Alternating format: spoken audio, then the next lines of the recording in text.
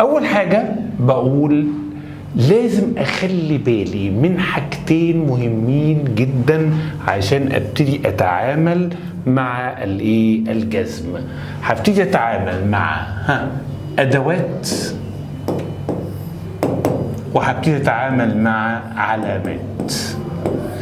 يبقى انا عندي عندي ادوات وعندي علامات. طيب تعالوا نشوف الادوات. انا عندي موسوعه كده بتقول انا عندي ادوات بتجزم فعلا واحدا، صح كده؟ تمام. والادوات دي لما بتخش على الفعل المضارع بتجزمه. طب نشوف الادوات دي الاول نتعرف عليها.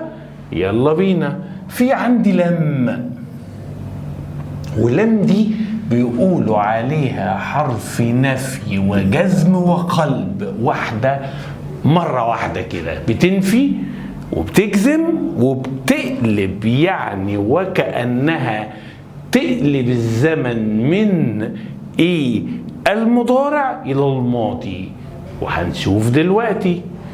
ماشي. لما بتيجي تقول، طب مثال بسيط جدا وكلنا بنقوله، قل هو الله احد الله الصمد لم يلد، يعني لم يلد. شوف القلب الزمن، يبقى هنا يلد هتبقى اداه الجزم اهي، وادي الفعل المضارع المجزوم. ولم يولد، لم اقصر، يبقى كل ده بيعتبر لم اللي احنا قلنا عليها.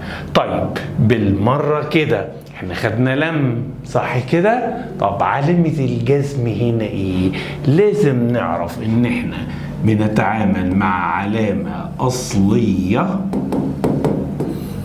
ونتعامل مع علامة فرعية.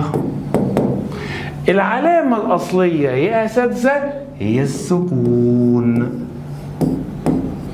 تمام كده؟